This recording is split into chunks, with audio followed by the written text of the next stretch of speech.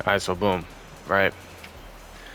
In this video, I'm going to talk about the current state of Steve Fox, Mr. Foxman, Stevenson, Foxworthy. Um, a lot of people on Twitter, and I know I shouldn't be taking Twitter serious because it's not real, and the people there aren't real, but it does, Twitter is kind of useful for interesting conversations to talk about. Twitter's a good conversation starter. Um, a lot of people have been saying that Steve players downplay the hell out of this character, and in my experience, I haven't seen any of it. I haven't seen not one person say that he's like bad or anything like that. He's flawed, but that's how a character should be.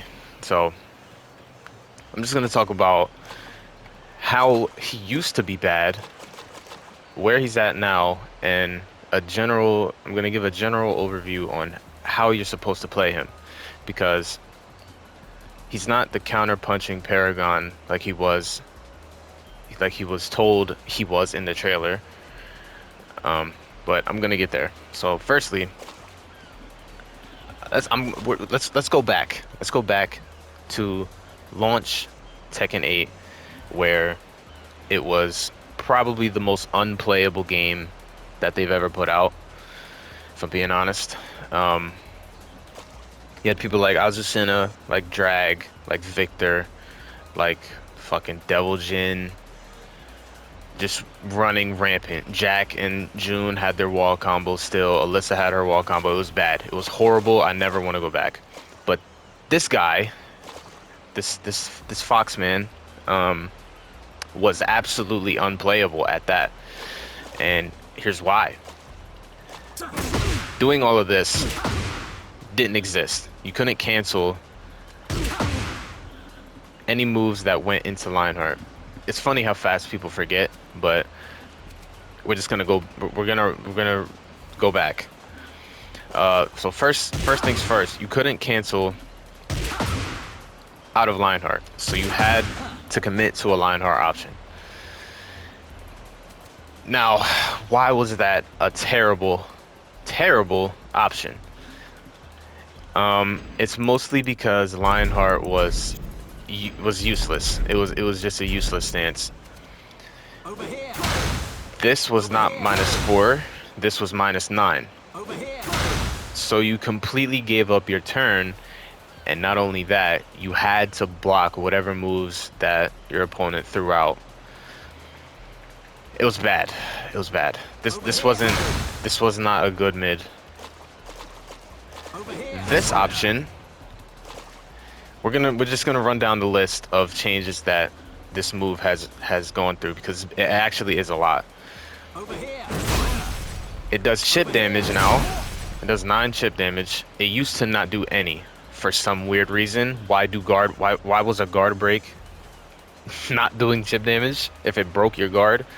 Anyway, it does chip damage now. So that's one buff. It used to be 21 to 23 frames slow, somewhere around there. I don't know the exact number, but it was somewhere around there. That's terrible. Now, it's kind of unseeable. I mean, the only way to see it is if, you're on top of, oh, Steve's in Lionheart, watch for the guard break, and you're just watching for it all the time like I do. But still, 18 frames, it's unseeable. So that's the second buff that this move got. It didn't launch on normal hit. It just knocked down. That's the third buff. It didn't beat power crushes back then. It does now, and it counter hit launches whoever tries to power crush and parry. So that's buff 4 and 5. So 5 different individual buffs for this move because it was absolutely useless. Now, put it all together, you force the Steve player to go into this stance where the safest option is -9, not -4 like it is now. Why was that bad? Well, you see how this says, wait, you see how this says -8 and this says -8 or +8, I mean, and this says +8. All of the moves that go into Lionheart used to be -7, or they used to be +7. What am I saying? They used to be +7. That was enough frames for your opponent to just power crush through it. Even if you as the Steve player did, you know, +7 into Lionheart 1, it didn't matter. They didn't have to take the mix. They could just power crush through it. So what options did the Steve player have to beat that? Well, the first thing you could do was sway out of it and sway away from the power crush. There were some, I think it was matchup specific. Some power crushes tracked a certain way, some didn't. So that was just an unnecessary mix that you put yourself through for no reason. But what the Steve community did was someone found that you could cancel Lionheart into Peekaboo. This was frame perfect. So the input was forward 3 into forward 3+4. But it didn't stop there, because you had to grab them. You had to grab them out of the power crush. So let's say, you know, we're in the neutral. I'm just gonna run by the inputs just so I can have a turn. Let's say, oh, I block your hop kick. Back 1-2, forward 3, forward 3+4, 1+2. That's if you power crush. That was just so unnecessary. It was meaningless. It was useless. And I'm so glad that this is +8 now, and people try to power crush, get destroyed. That was bad. That was a lot, and it was terrible. I cannot express it enough. That also meant his Heat Smash was also +7, and they could Rage Art in between Lionheart 1 and your Heat Smash. So if you did this and mashed Lionheart 1, it didn't matter. They could Rage Art through it. That's bad, considering this is a literal Heat Smash. And another change that happened to his Heat Smash was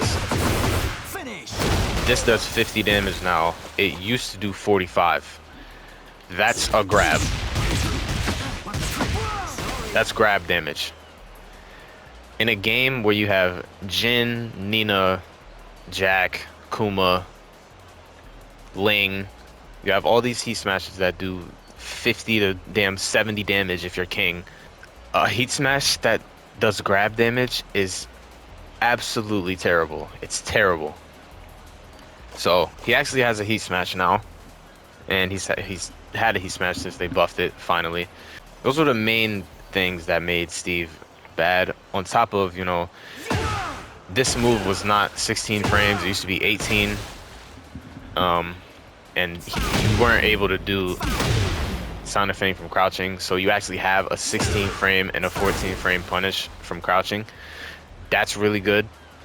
The current state of Steve, you do not buff this character anymore. You don't buff him anymore. Leave him the way he is. The only way to make Steve stronger without making him broken is if you nerf the top tiers. If you nerf Drag, Nina, Jin, Yoshi, Ling, Fang, all of them, if you nerf them, Steve will get stronger, because Steve will then be able to exploit the flaws that the character has. If a character has no flaws, Steve can't do anything and he falls over. It's not fun. Why don't you buff this character anymore? Steve is one of those characters that you kind of have to change how you traditionally play against him, because doing 100 million strings that are all safe, and not only are they safe, like this is -3, this is -3, this is -1. Steve is so safe. A lot of the times when he's minus, he doesn't even give up his turn. Because let's say I do down forward 2, which is -2 if I do a duck cancel. If you jab or try to do a high, I'm taking my turn back with this. Or, you know, I can, like, if the only thing that you can really do is like down forward 2. Like if you have a generic down forward 2 that launches, Steve will get counter hit by this, or he'll get counter hit by the down forward 2, or Steve just has to block the down forward 2 or the down forward 1, whatever fast mid that you have, it'll knock him out of it. But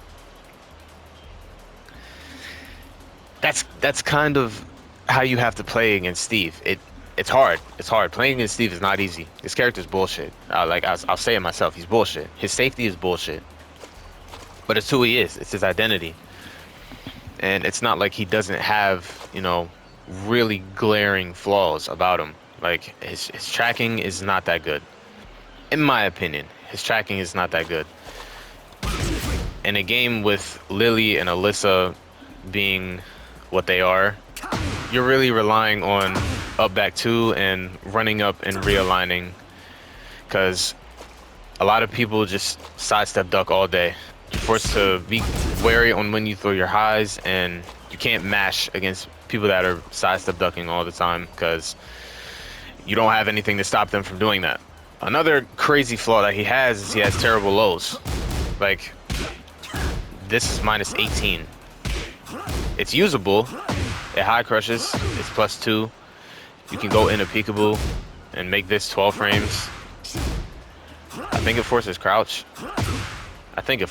It might. Yeah, it does. So it's not the worst low in the game, but it's still bad because if this gets blocked, you die. Down 2-1 does no damage. Down 1 does no damage, and it's minus 13. So against Kaz, you die. This is 26 frames. This is 28 frames. This is launch punishable. It's unseeable, but it's launch punishable.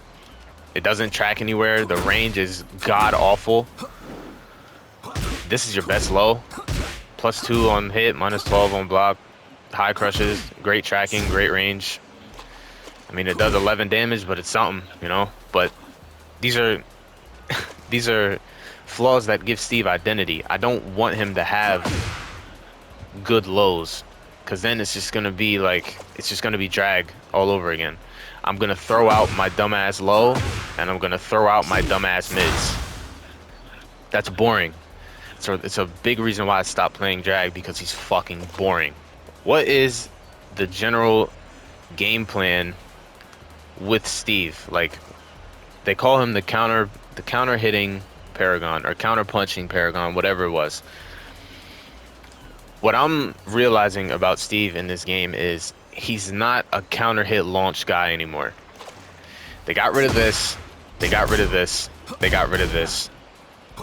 All of these used to counter hit launch. They don't anymore. Back 1 is one of the best counter hit launches in the game, undeniably. But if your game plan with Steve is to counter hit launch every opponent, you're gonna lose. That's just how it is. What Steve is designed to do in this game is get a read on your opponent's timing, which is as difficult as it sounds, because you're relying on your opponent, and 1-2-1, doing this on counter hit, it's hit confirmable. Doing this on counter hit, it's hit confirmable. Like, forcing your opponent to take your mix-ups. He's -8 here. He can't do anything. He cannot do anything.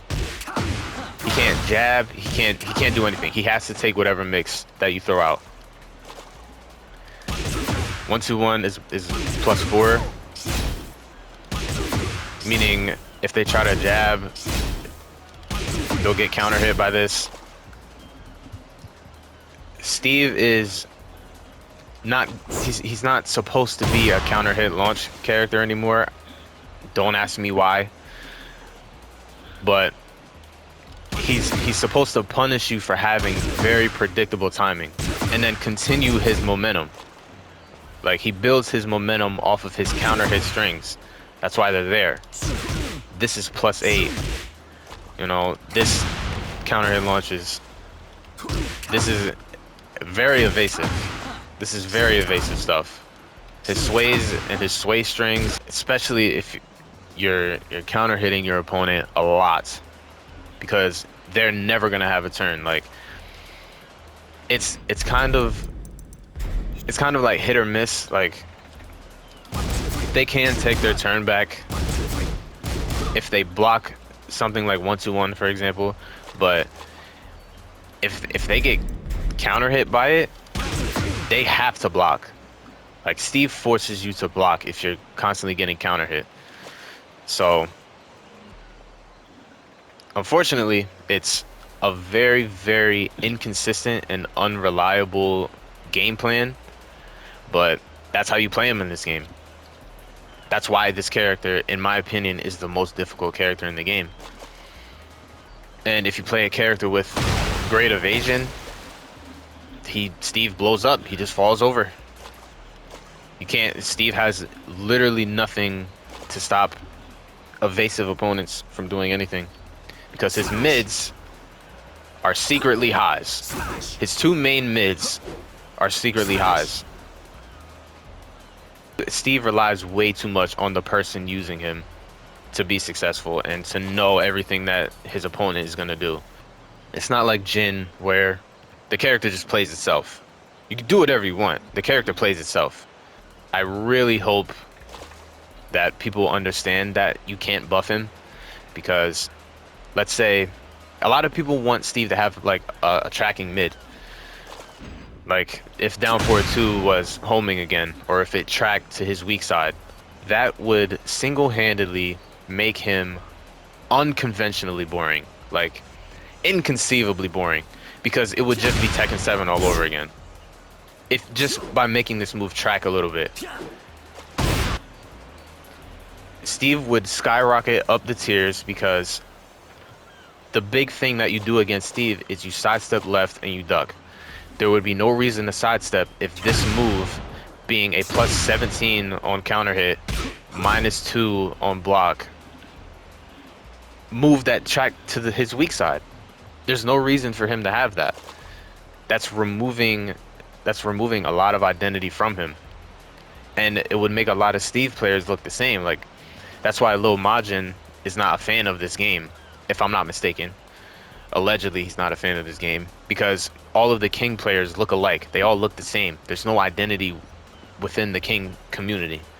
Every King you run into looks exactly the same. It looks like you're fighting the same person. But with Steve, you could tell the difference between me, you could tell the difference between Shinblade, Ko-Red, Gohan, fucking, who else plays Steve? Bolo. All the Steve players look completely different, because his character is so diverse. So if you give him stronger and stronger tools, his identity is just gonna fade away, and I don't fucking want that, because I love this character so damn much. In my opinion, this character is perfectly fine. I hope for season 2, the top tiers, the entire top 10 come down, because there is a top 10. There's an undeniable top 10. I hope they all come down. Steve will then go up. Steve will then be more successful, and he will then be viable in tournaments, because right now he's not viable in tournaments. He's low reward at this point. He's extremely low reward. Throwing out back one is fine. It's cool. This is like the prime definition of low risk, high reward. But when you see drag in every tournament, throwing out down 2, not much you can do. It's not reliable. On top of everyone else having extremely crazy evasion, there's only so many matchups that back one can be spammed in. That was my general overview of how I feel about this character and what it is I think needs to happen for him to be better, because I don't I would be kind of scared if I hear that a patch note or if I hear a patch is coming out and I read the patch notes and I see his name and it's all up arrows, I would. I wouldn't like that at all. But yeah, I hope you enjoyed, and I hope you motherfuckers let go of Tekken 7 Steve because he's never coming back, and I don't want him to ever come back because that character was boring.